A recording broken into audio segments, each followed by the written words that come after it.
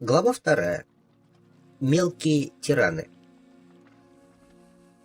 Прошло несколько месяцев. За все это время Дон Хуан ни разу не вернулся к теме овладения искусством осознания.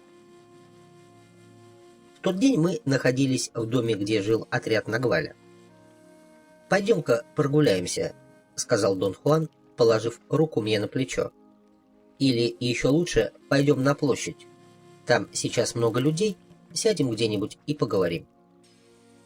Я удивился этому предложению, так как находился в доме уже пару дней, но он со мной практически не общался, только приветствовал мимоходом. Когда мы выходили из дома, путь нам преградила Лагорда. Она потребовала, чтобы мы взяли ее с собой.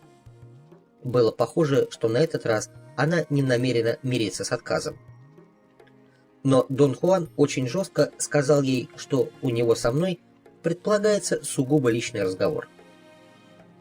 «Вы собираетесь говорить обо мне», — произнесла Лагорда с выражением подозрительности и крайнего раздражения в голосе и жестах. «Точно, именно о тебе», — сухо подтвердил Дон Хуан и прошел мимо Лагорды, даже не взглянув в ее сторону. Я последовал за ним. Мы молча дошли до городской площади. Когда мы сели на скамейку, я спросил, почему мы вдруг будем говорить о Лагорде. Перед моими глазами все еще стояло ее лицо с выражением немой угрозы, когда мы покидали дом. «Мы не собираемся обсуждать ее или кого бы то ни было другого», — ответил Дон Хуан. «Просто ее чувство собственной важности практически безгранично. А мои слова были провокацией, и это сработало. Сейчас Лагорда в бешенстве. Насколько я ее знаю, к этому моменту она уже достаточно себя накрутила и испытывает праведный гнев по поводу того, что ее так беспардонно отшили и выставили дурой. Я не удивлюсь, если она вскоре явится и набросится на нас прямо здесь, на этой скамейке. Но если мы не собираемся беседовать о Лагорде, то что же мы тогда будем обсуждать?» — спросил я. «Мы продолжим разговор, однажды начатый в Оахаке», — ответил Дон Хуан. «От тебя потребуется полное напряжение всех твоих сил и огромная устремленность в осуществлении сдвигов в одну и в другую сторону между уровнями сознания. Иначе объяснение осознания тебе не понять. Поэтому во время нашей беседы я требую от тебя полнейшей концентрации и терпения». Почти жалобно я сообщил ему, что, отказываясь говорить со мной на протяжении последних 2 дней, он заставил меня чувствовать себя очень неуютно. Дон Хуан взглянул на меня, вскинув брови. По губам его пробежала усмешка, которая тут же исчезла. Я понял. Он дает мне понять, что я ничем не лучше Лагорды. «Я провоцировал твое чувство собственной важности», — подмигнув, сообщил он. «Чувство собственной важности — главнейший и самый могущественный из наших врагов. Подумай вот о чем. Нас уязвляют и обижают действия, либо посягательства со стороны наших ближних, и это нас ослабляет. Наше чувство собственной важности заставляет нас почти все время чувствовать себя кем-то оскорбленными или на кого-то обиженными. Новые видящие рекомендуют направлять все возможные усилия на искоренение чувства собственной важности из жизни воина. Я постоянно следовал и следую этим рекомендациям, и значительная часть моих действий в отношении тебя направлена на то, чтобы ты увидел. Лишившись чувства собственной важности, мы становимся неуязвимыми». Я внимательно слушал. Вдруг глаза Дона Хуана заискрились, и я подумал, что он, похоже, вот-вот рассмеется. Явной причины на то вроде бы не было, но не успел я сообразить, в чем же дело, как внезапно был огорошен резкой, звонкой и весьма болезненной затрещиной слева. Я вскочил со скамейки. Сзади стояла Лагорда со все еще поднятой рукой, лицо ее гневно пылало. «А теперь Теперь можете говорить обо мне все, что хотите. По крайней мере, сейчас у вас есть повод», — заорала она. «Однако, если вам есть что сказать, скажите мне это прямо в лицо». Этот взрыв словно исчерпал все ее силы, потому что она опустилась на асфальт и заплакала. Дон Хуан застыл на месте с выражением невыразимого ликования на лице. Меня же сковала бешеная ярость.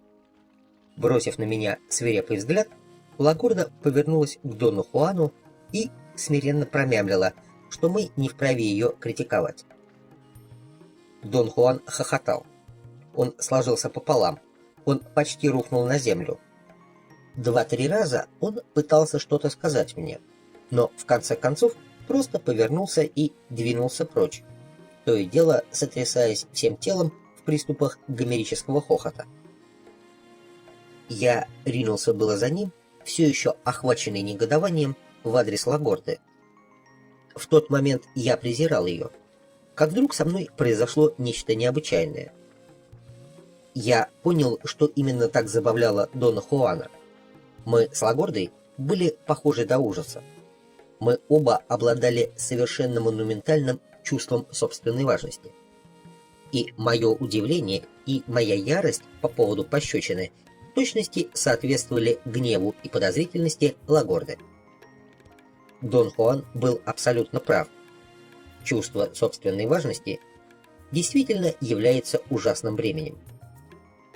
И я побежал вслед за Доном Хуаном со слезами радости, которые текли по моим щекам. Я догнал его и рассказал о том, что осознал за миг до этого. Его глаза светились озорным блеском удовлетворения. «Ну, что мне делать с Лагордой?» — спросил я. «Ничего», — ответил он. «Осознание — дело сугубо личное». Он сменил тему, сообщив мне, что знаки говорят о том, что продолжить беседу мы должны у него дома. Либо в большой комнате с удобными креслами, либо на заднем дворике, окруженном крытой галереей. Дон Хуан объяснил, что когда он кому-нибудь что-либо объясняет, в одном из этих двух мест никто другой туда не входит. Мы вернулись в дом. Там Дон Хуан рассказал всем о поступке Лагорды. Все видящие принялись подтрунивать над Лагордой, делая это с явным удовольствием, что поставило Лагорду в крайне незавидное положение. «Щепетильность и тактичность — не помощники в борьбе с чувством собственной важности», — пояснил Дон Хуан в ответ на мое выражение озабоченности по поводу положения Лагорды. Потом он попросил всех покинуть комнату. Мы сели, и Дон Хуан начал объяснять. Он сказал, что видящих, как древних, так и новых, можно разделить на 2 категории. К первой относятся те, кто стремится практиковать самообладание и способен направлять свою деятельность в русло достижения прагматических целей, несущих благо другим видящим и человеку вообще. Другая категория – это те, кому нет дела до самообладания и достижения прагматических целей. Среди видящих принято считать, что тем, кто составляет вторую категорию, не удалось справиться с проблемой чувства собственной важности. Чувство собственной важности, пояснил Дон Хуан, не является чем-то простым и незамысловатым. С одной стороны, это сердцевина всего лучшего, что в нас есть, а с другой – сердцевина всей нашей внутренней гнили. И потому методика избавления от этого гнилостного аспекта чувства собственной важности в каждом случае является поистине стратегическим шедевром. И во все века видящие с глубочайшим восхищением относились к тем, кому удалось это совершить.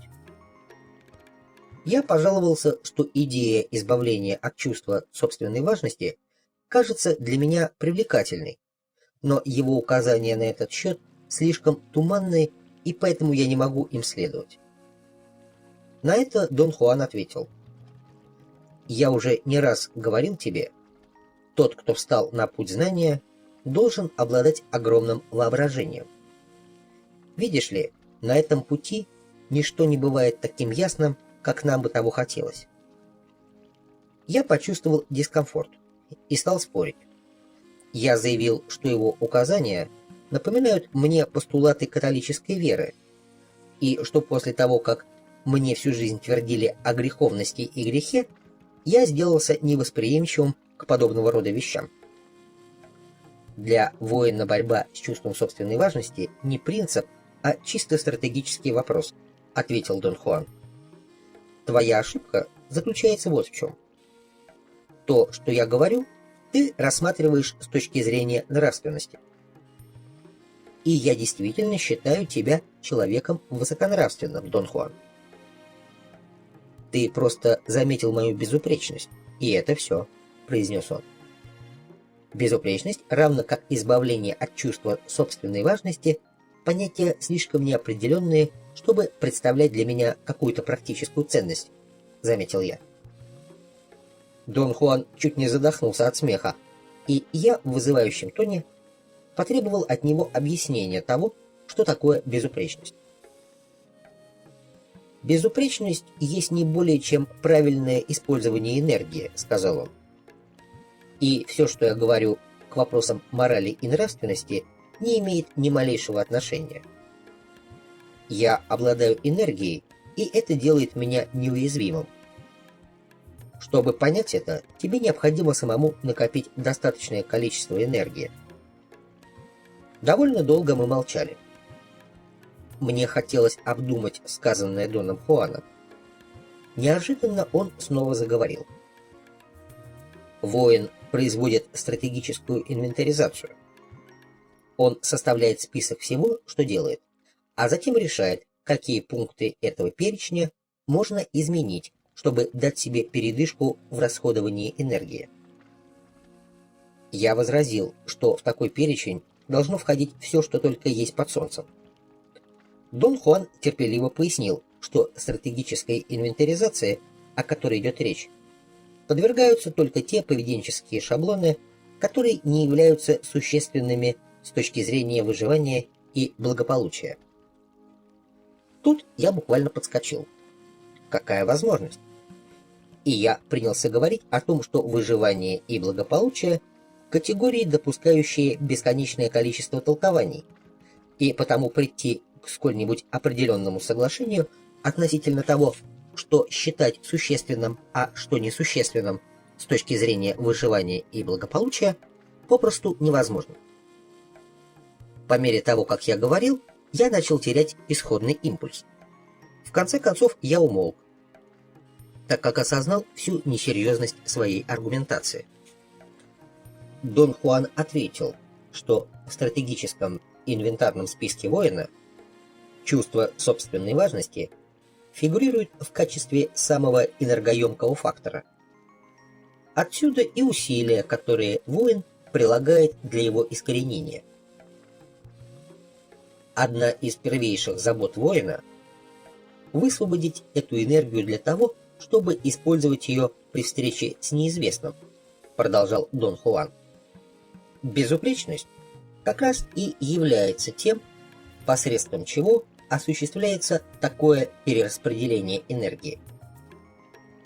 Наиболее эффективную стратегию, по словам Дона Хуана, выработали видящие времен конкисты, великие мастера искусства сталкинга. Эту стратегию составляют 6 взаимодействующих между собой элементов. 5 из них называются атрибутами образа жизни воина: контроль, дисциплина, выдержка, чувство времени и воля. Все они относятся к миру воина, ведущего битву с чувством собственной важности. 6-й же элемент, наиболее, пожалуй, важный из всех, относится к внешнему миру и называется мелким тираном. Дон Хуан замолчал и взглянул на меня, как бы спрашивая, все ли я понял. «Я, знаешь ли, весьма озадачен», — произнес я. «Ты все говоришь, что Лагорда — мелкий тиран моей жизни. Но что же все-таки такое мелкий тиран?» «Мучитель. Мелкий тиран — это мучитель», — объяснил Дон Хуан.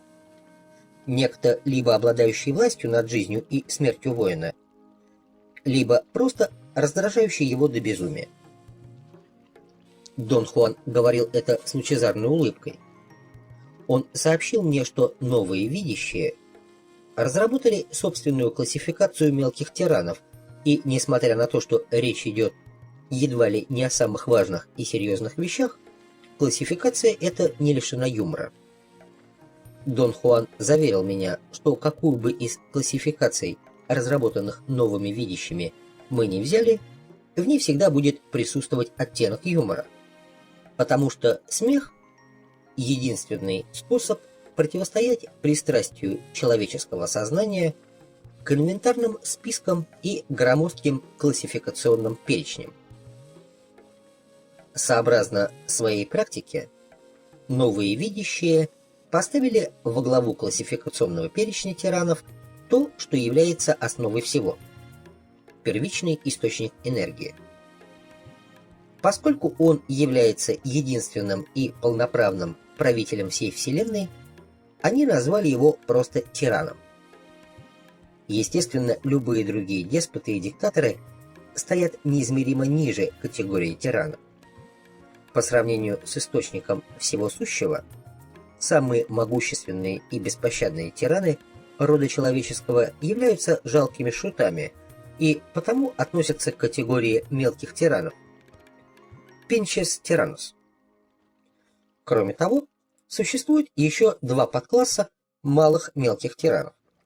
Первый подкласс составляют мелкие тираны, во власти которых всячески преследовать человека и даже довести его до нищеты, но которые не могут непосредственно лишить его жизни. Их называют мелкие тиранчики. Pinches Tyrannitos. Второй подкласс состоит из мелких тиранов, которые просто бесконечно раздражают и надоедают.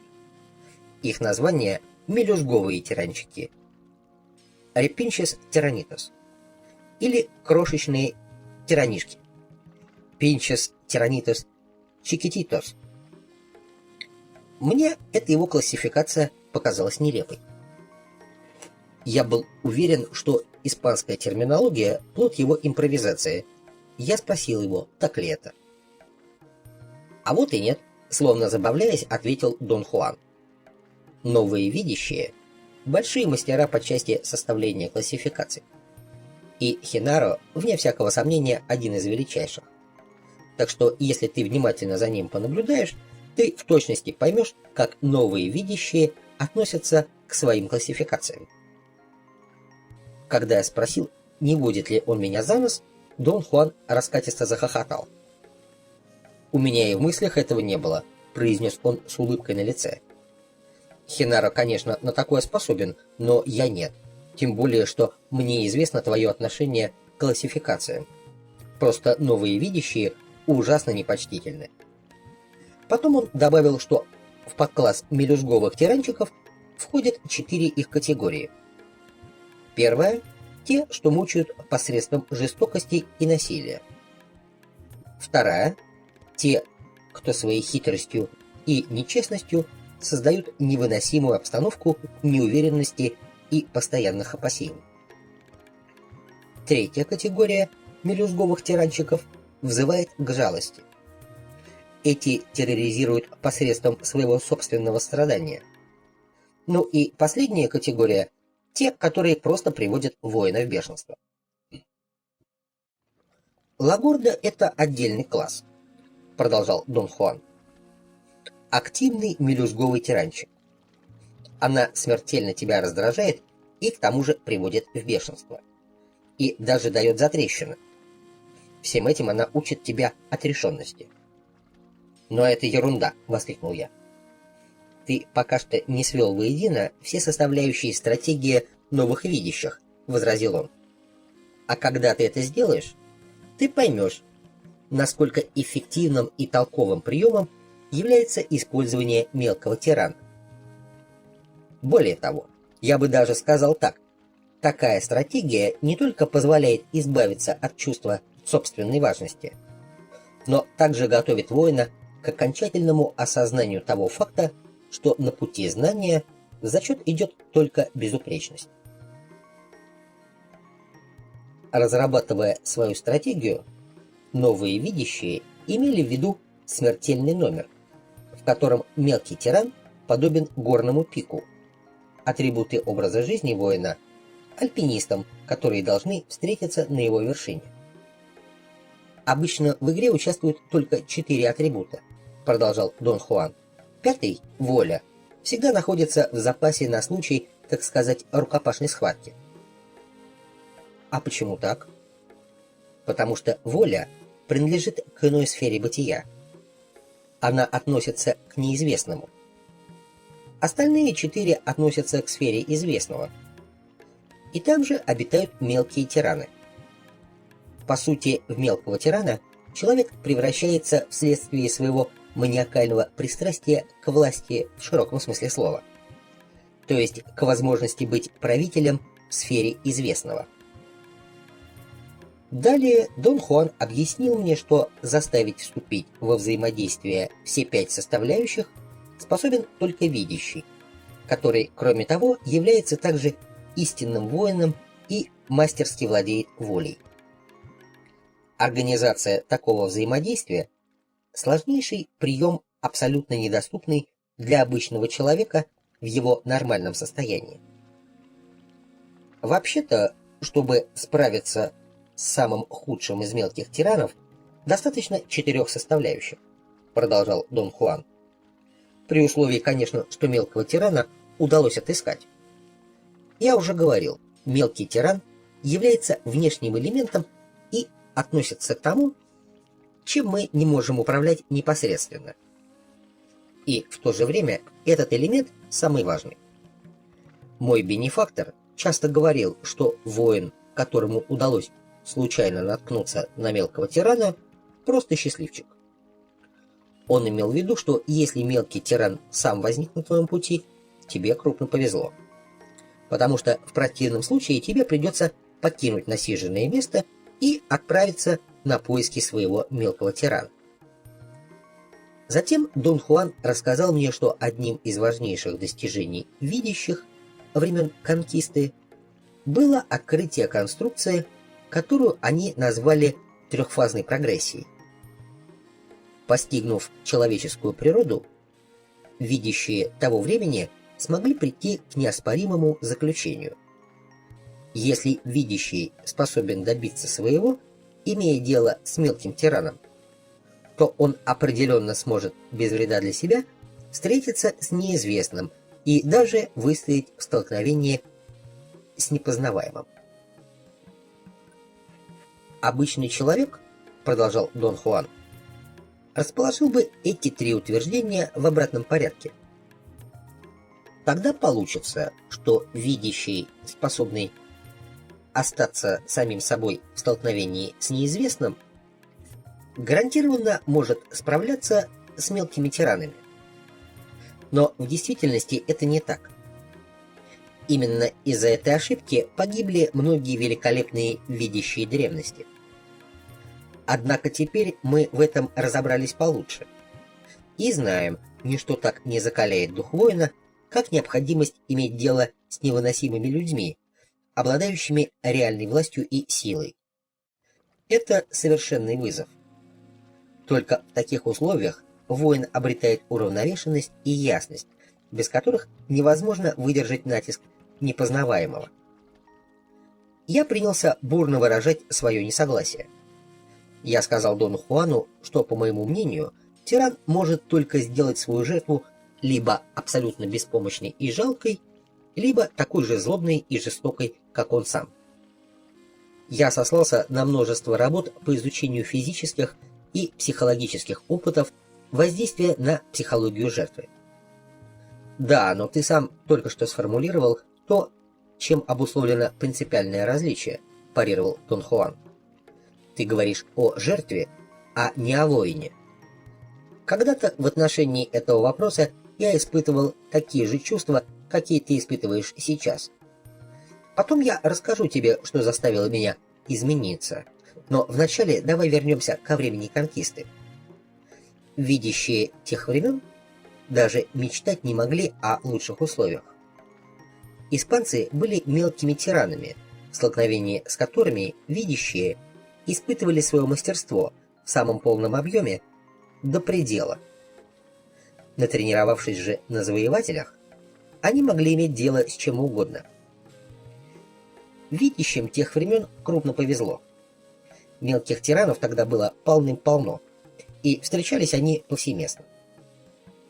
Да, но те замечательные времена изобилия давно прошли, и теперь дело обстоит несколько иначе.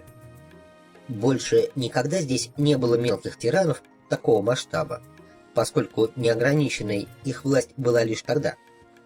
А ведь мелкий тиран, обладающий неограниченными правами и возможностями, это идеальный компонент для создания выдающегося видящего. Так что в наше время видящим приходится идти на крайние меры, чтобы отыскать нечто достойное внимания. И тем не менее, в большинстве случаев им приходится удовлетворяться крохотными тиранчиками.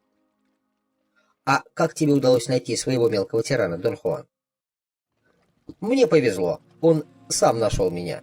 Великолепный мелкий тиран, прямо-таки королевский экземпляр. Правда, отношение мое ко всему этому было тогда похоже на твое нынешнее. Так что счастливчиком я себя отнюдь не ощущал. И Дон Хуан рассказал, как началось его испытание за несколько недель до того, как он встретил своего бенефактора. В то время Дону Хуану исполнилось 20. Он устроился чернорабочим на сахарную фабрику. Найти работу, на которой требовались сильные мускулы, не было для него проблемой, поскольку он всегда отличался завидной физической силой. Однажды, когда он был занят перетаскиванием тяжеленных мешков с сахаром, он заметил очень хорошо одетую женщину. На вид ей было лет за 40. Дону Хуану она показалась очень властной. Проходя мимо, она взглянула на Дона Хуана, потом что-то сказала управляющему и ушла. Управляющий подошел к Дону Хуану и сказал, что за плату может помочь ему получить работу в доме владельца фабрики. Дон Хуан ответил, что у него нет денег. Управляющий с улыбкой сказал ему, что насчет этого беспокоиться не следует. Скоро день зарплаты, и тогда у Дона Хуана будет достаточная сумма, чтобы расплатиться. Потом управляющий похлопал его по спине, сказав, что получить работу в доме хозяина – большая честь. В то время Дон Хуан был обычным невежественным индейским парнем. Кроме денег на еду и одежду, его, в общем-то, ничего не интересовало. Поэтому он не только поверил каждому слову, но и решил, что фортуна наконец-то повернулась к нему лицом. Он пообещал управляющему, что заплатит столько, сколько тот пожелает.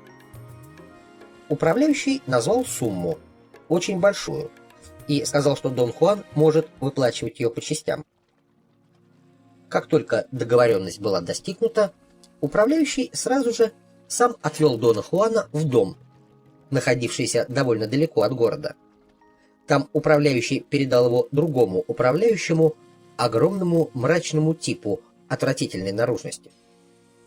Тот принялся задавать множество вопросов.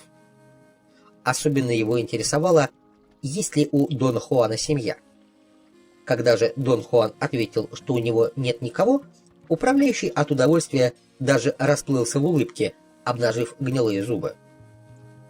Он заверил Дона Хуана, что зарплата будет высокой, и тот даже сможет накопить немного денег, поскольку тратить их будет некуда, ведь и жить, и питаться предстоит прямо в доме.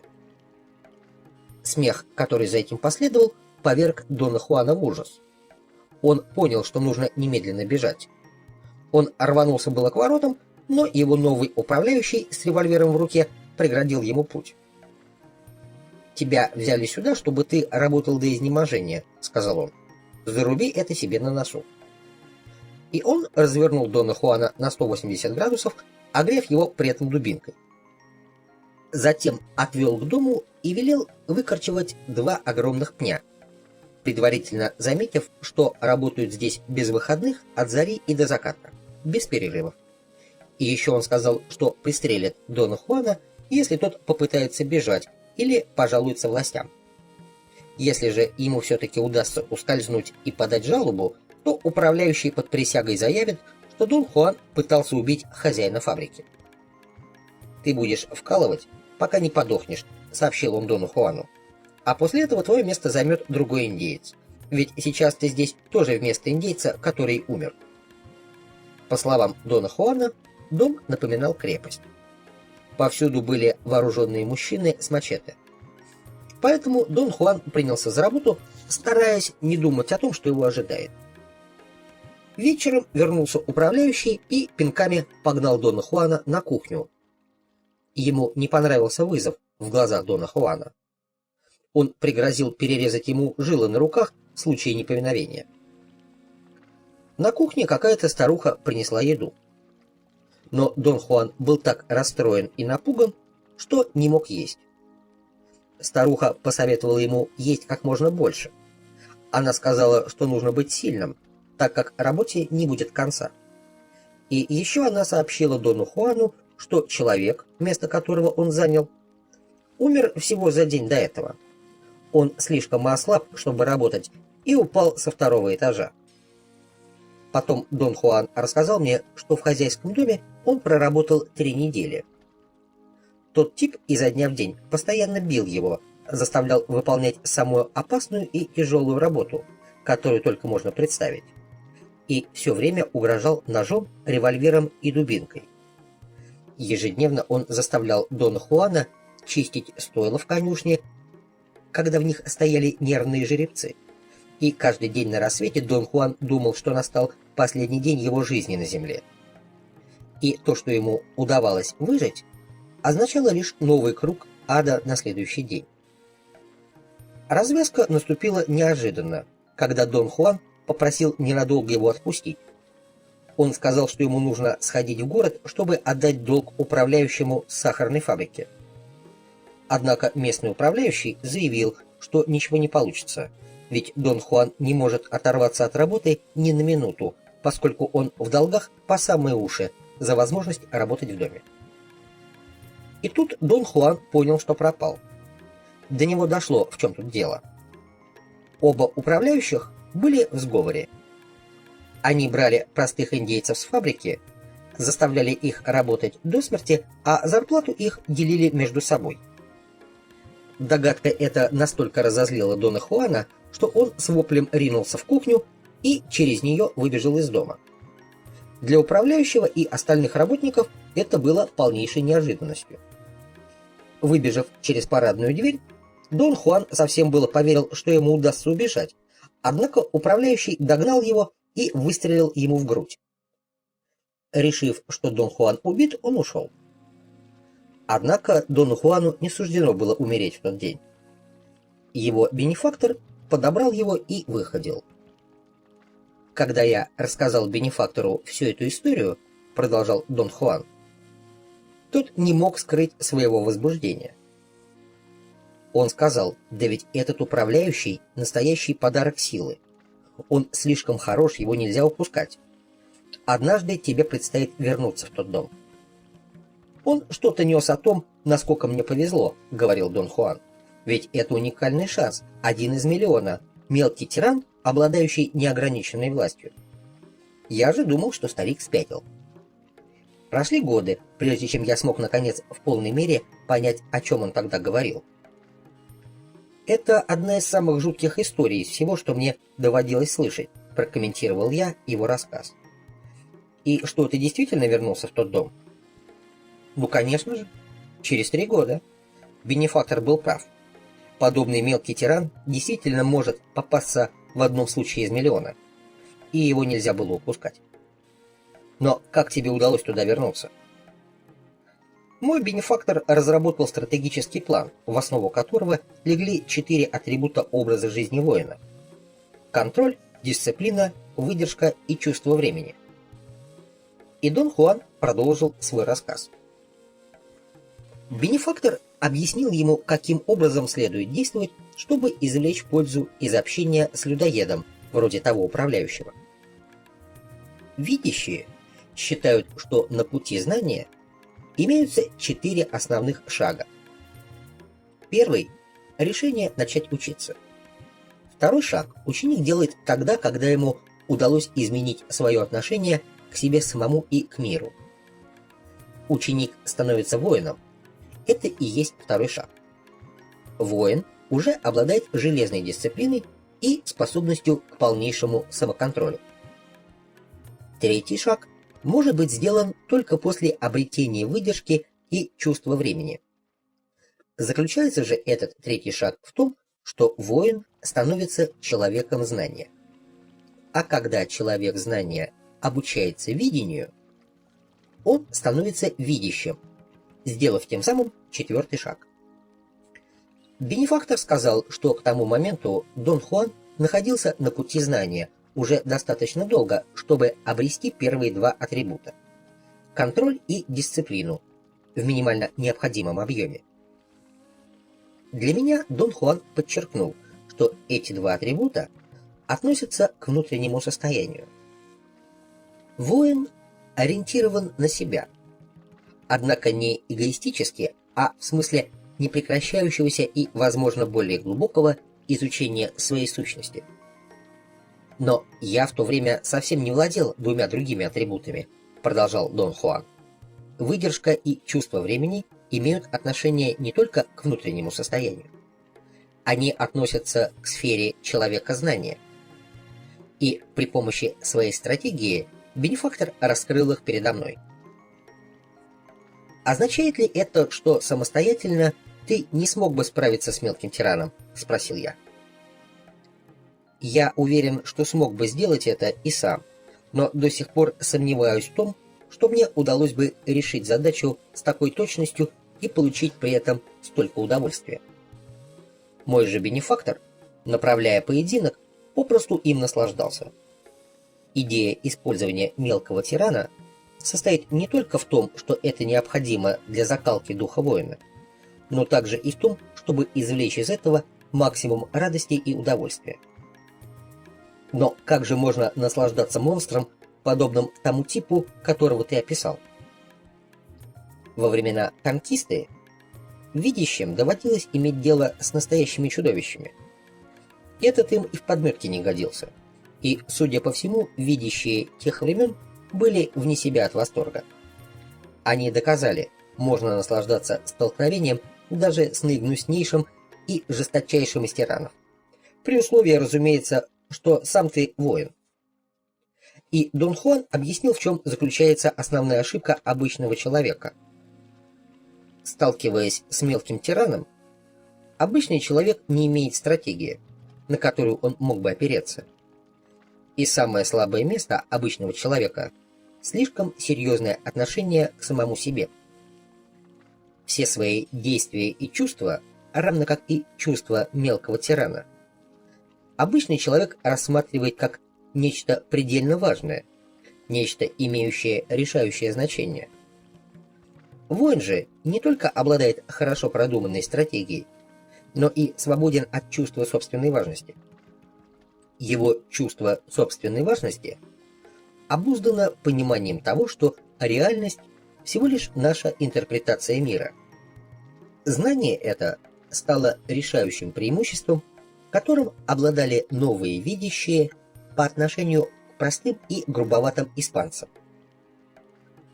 Дон Хуан сказал, что он был убежден, ему удастся справиться с управляющим уже хотя бы благодаря осознанию того, что мелкие тираны относятся к самим себе со смертельной серьезностью. Воины же нет. Следуя стратегическому плану бенефактора, Дон Хуан снова устроился на ту же сахарную фабрику. Никто не помнил о том, что он там уже когда-то работал. Рабочие пионы приходили на фабрику и уходили с нее, не оставив следа. Стратегия бенефактора предусматривала, что Дон Хуан должен сделать все возможное, чтобы его заметили, когда придут за очередной жертвой. Получилось так, что пришла та же женщина и точно так же выбрала его, как и 3 года назад. На этот раз физически он был даже сильнее, чем прежде. Все повторилось, однако теперь, в соответствии со стратегическим планом, Дон Хуан должен был с самого начала отказаться платить управляющему. Тот никогда раньше отказа не встречал, и потому был ошарашен. Он пригрозил, что уволит Дона Хуана. Дон Хуан пригрозил в ответ, что немедленно отправится в дом и все расскажет той женщине. Дон Хуан знал, что женщина была женой хозяина фабрики и не знала о темных делах своих двух управляющих. Он сказал управляющему, что знает, где она живет, потому что работал в близлежащих полях на рубке сахарного тростника. Управляющий принялся торговаться, и Дон Хуан потребовал, чтобы тот заплатил ему за согласие идти работать в дом. Управляющий сдался и дал ему несколько банкнот. Дон Хуан вполне отдавал себе отчет в том, что уступчивость управляющего всего лишь уловка, цель которой — заманить его в дом. И опять он самолично отвел меня в дом, рассказывал далее Дон Хуан. И это была старая гасиенда, принадлежавшая владельцам сахарной фабрики, людям богатым, которые то ли знали о том, что творится в доме, но не придавали этому значения, то ли им было настолько все равно, что они даже ничего не замечали. Едва мы пришли, я тотчас побежал в дом, отыскал хозяйку и, бухнувшись перед ней на колени, принялся целовать ей руки и рассыпаться в благодарностях. Оба управляющих были вне себя от злости. Управляющий в доме действовал по той же схеме, что и прежде. Но на этот раз я был во всеоружии. Я владел контролем, дисциплиной, выдержкой и чувством времени. Поэтому все получалось так, как планировал мой бенефактор. Благодаря контролю я мог выполнять самые идиотские требования этого типа. Ведь обычно в подобной ситуации мы тратим львиную долю своей энергии на переживания, обусловленные нашим чувством собственной важности. Любой человек, у которого есть хоть на йоту гордости, лопнуть готов, когда его заставляют чувствовать себя полнейшим ничтожеством. Я с радостью выполнял все, что он требовал. Я был весел и силен, и мне было наплевать на гордость и страх. Я вел себя там как безупречный воин. Умение закалять свой дух в то время, когда тебя попирают и топчут, вот что называется контролем.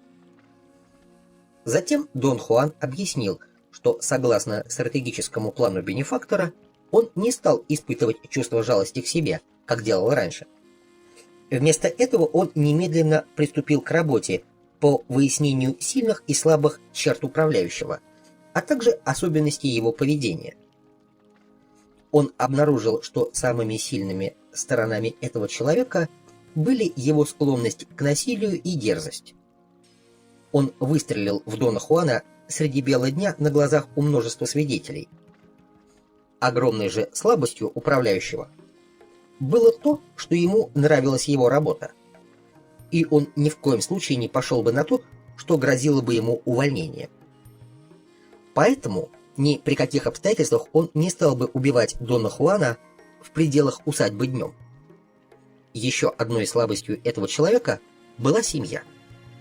У него были жена и дети, они жили в лачуге недалеко от усадьбы.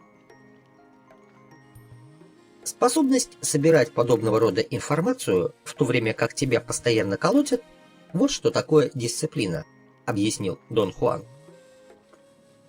Этот человек был законченным негодяем, без малейшего намека на милосердие.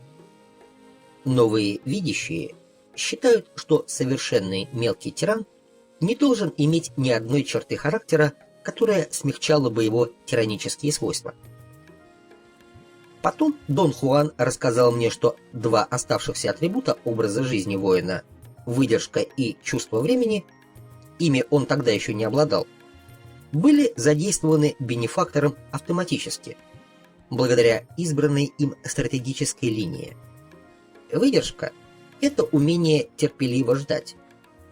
Без порывов, без нетерпения, просто спокойно и радостно ждать того, что должно произойти.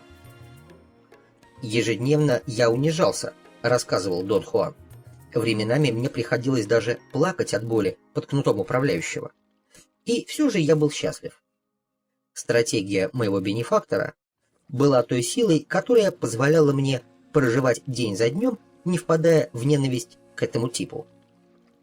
Я был воином. Я знал, что я жду, и знал, чего я жду. В этом великое наслаждение воина. Дон Хуан добавил, что в соответствии со стратегическим планом бенефактора он должен был систематически изводить управляющего, пользуясь в качестве прикрытия кем-либо более могущественным, чем тот. Так видящие времен конкисты использовали в качестве прикрытия католическую церковь. Обычный священник в те времена иногда оказывался могущественнее дворянина. Дону Хуану прикрытием служила дама, взявшая его на работу. Каждый раз, когда он ее видел, он падал перед ней на колени и начинал твердить, что она святая. Он попросил у нее ладанку с изображением ее святого покровителя, чтобы молить небо о ее здоровье и благополучии. «И она дала ее мне», — продолжал Дон Хуан, что окончательно выбило управляющего из состояния равновесия. А когда по вечерам я убедил слуг молиться со мною, его едва не хватил удар. Я думаю, именно в тот момент он принял решение прикончить меня. Позволить мне продолжать в том же духе он не мог. В качестве контрмеры я организовал всех слуг в доме на поочередное всеночное бдение. Хозяйка решила, что во мне есть задатки исключительно набожного человека. Сам же я с этого дня перестал спать крепко и больше не ложился в свою кровать. Каждую ночь я забирался на крышу. Оттуда мне было видно, как дважды управляющий повсюду искал меня среди ночи. И глаза его при этом были глазами убийцы. Каждый день он заставлял меня чистить стойла жеребцов в надежде, что в конце концов один из них зашибет меня насмерть. Но я соорудил щит из толстых досок, за которым и прятался во время работы, отгораживая один из углов стойла. Тот тип об этом не знал, потому что не выносил лошадей, что было, кстати, еще одной его слабостью. Как оказалось впоследствии, именно это слабое место стало для него смертельным. Дон Хуан объяснил, что чувство времени — это способность точно вычислить момент, в который все, что до этого сдерживалось, должно быть отпущено. Контроль, дисциплина и выдержка подобны плотине, за которой все накапливается. Чувство времени — шлюз в этой плотине. Управляющий знал лишь насилие, посредством которого он и терроризировал всех. Когда же он не мог его применить, он становился почти беспомощным. Дон Хуан знал, что управляющий не отважится убить его прямо перед домом, поэтому однажды он публично оскорбил управляющего в присутствии множества людей и на глазах у хозяйки. Дон Хуан назвал его трусом, который до смерти боится жены хозяина. Это было частью стратегического плана, разработанного бенефактором. Выждать и, воспользовавшись подходящим моментом, поменяться с мелким тираном ролями. Неожиданное всегда происходит именно так. Нижайший и покорнейший из рабов внезапно поднимает тирана на смех, издевается над ним, выставляет идиотом в глазах тех, чье мнение для тирана имеет решающее значение. И затем ускользает, не давая тирану возможности отомстить. В следующее мгновение этот тип буквально сошел с ума от бешенства, продолжал Дон Хуан. Однако я уже покорно ползал на коленях перед хозяйкой.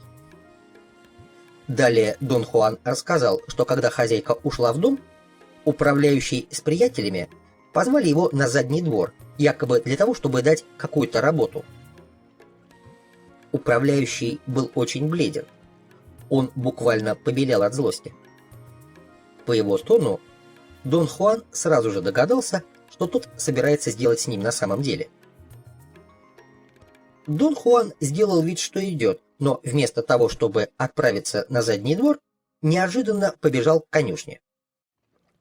Он рассчитывал, что лошади поднимут неимоверный шум, и хозяева выйдут из дома посмотреть, в чем дело. Он знал также, что управляющий не осмелится его застрелить.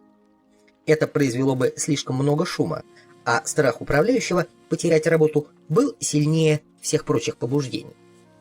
И еще Дон Хуан был уверен, этот тип не войдет к лошадям, по крайней мере, пока окончательно не потеряет голову от ярости. «Я заскочил в стойло к самому дикому из жеребцов», продолжал свой рассказ Дон Хуан.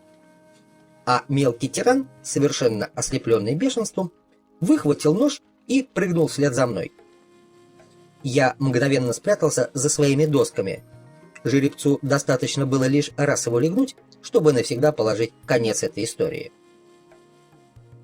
6 месяцев я провел в том доме, и в течение всего этого времени я непрерывно отрабатывал 4 атрибута образа жизни воина. И благодаря им добился успеха. Я ни разу не пожалел себя и ни разу не раскис от бессилия. Я был радостен и спокоен. Мои контроль и дисциплина были совершенны, как никогда прежде. И я на непосредственном опыте постиг, что безупречный воин может извлечь из выдержки и чувства времени. И я ни разу не пожелал смерти этого человека. Бенефактор объяснил мне кое-что весьма интересное.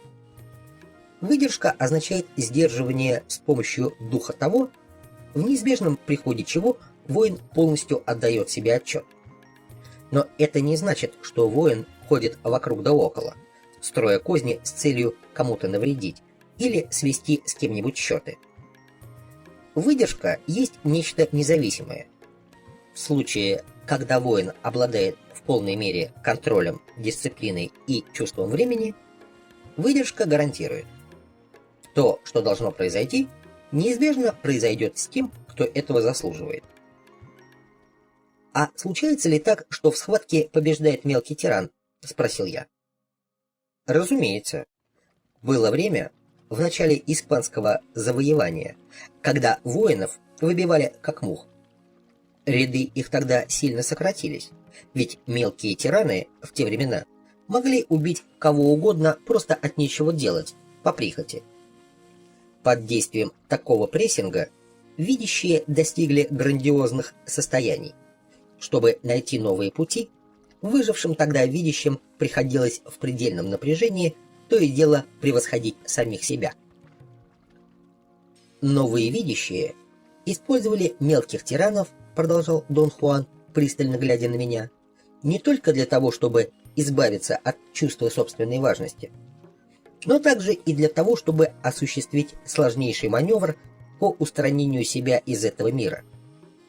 В чем он заключается, ты постепенно поймешь по мере того, как мы будем изучать искусство осознания. Я объяснил Дону Хуану, что меня интересовало, может ли в наше время мелкий тиран из разряда тех, кого он называл крошечными тиранишками, одержать победу над воином. «Сколько угодно», — ответил он. «Последствия, конечно, сегодня не столь серьезны, как в те далекие времена. Очевидно, что в наше время у воина всегда имеется шанс восстановить силы и начать сначала. Но есть и другая сторона этой проблемы. Поражение, нанесенное крошечным тиранишкой, не смертельно, но опустошительно. И в переносном смысле уровень смертности воинов почти такой же, как и прежде. Я хочу сказать вот что. Воинов, поддавшихся мелюзговым тиранчикам, уничтожает чувство поражения и ощущение их собственной никчемности.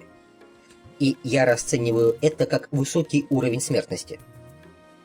Но как оценить, кто потерпел поражение, а кто нет? Побежден любой, кто пополняет ряды мелких тиранов. Действовать во гневе без контроля и дисциплины, не имея выдержки, вот что значит потерпеть поражение. Что происходит после того, как воин потерпел поражение? Он либо пересматривает свои позиции и производит перегруппировку сил, либо прекращает поход за знанием и, пополнив собой ряды мелких тиранов, остается там на всю жизнь.